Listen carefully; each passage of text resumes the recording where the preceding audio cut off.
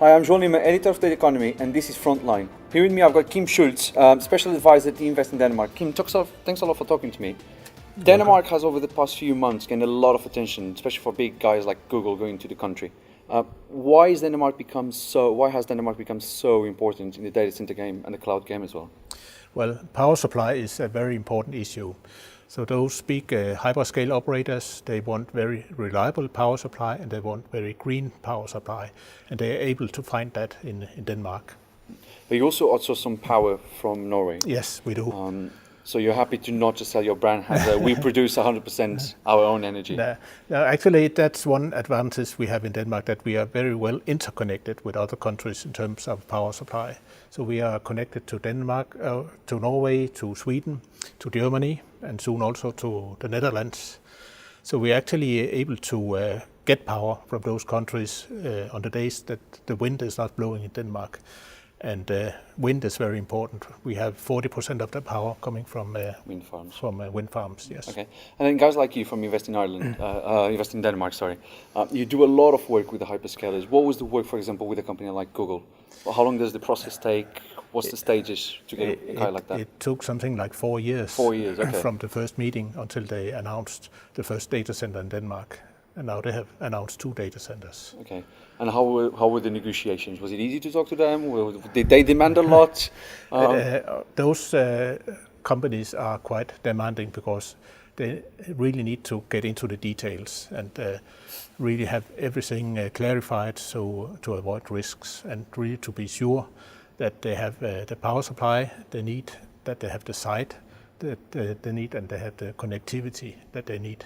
Okay. And what's the role of an organization like yourselves? That's really to provide information and bring the hyperscale operators together with potential partners in Denmark and local authorities in Denmark. So you bridge the negotiations and the communications between the country? Yeah, especially in the first phases. Okay. Were there any challenges?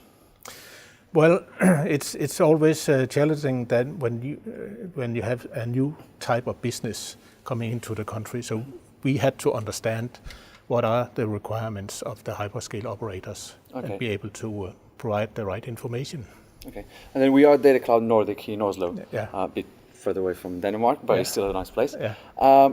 This morning there was a panel where the conversation was all around Norway, and then there was a bit of Sweden, but Denmark was mentioned quite a lot as well, for that positive sort of framework. How would you describe the government's involvement with the data center business in Denmark? Power supply is a very important issue, and the Danish government have always been very focused at providing a very reliable power supply to the Danish community.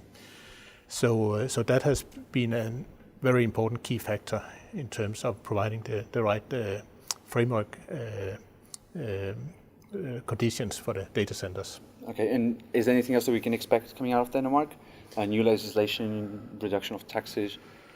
We don't have any special laws in Denmark addressing data centers. So everything we have in terms of framework conditions in Denmark applies for all types of companies.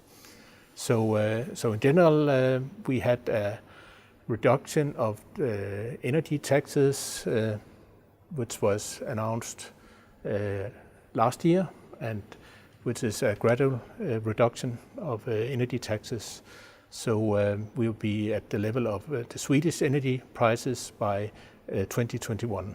Okay, and in terms of placing Denmark in the Nordics map, for instance, it doesn't really matter if you have data centers in Denmark or in the north of Sweden if you're serving clients from China or San Francisco, because the latency will be almost nearly the same. So what makes Denmark that little shining star in the Nordics? The reliability of the power supply is the second best in Europe.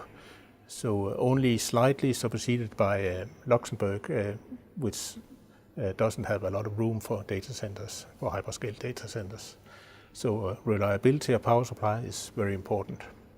And of course, it also means something that the latency is a bit less from Denmark towards Central Europe than it is further north. Okay, but would you say Denmark has a role to play on the global stage, or it's more focused in EMEA, for example? I think in general the Nordics have a role to play as a group on a global scale, because we have a lot of renewable energy available in the Nordic countries. Okay, and then yourself, what are you going to be working on over the next couple of months, let's say next year?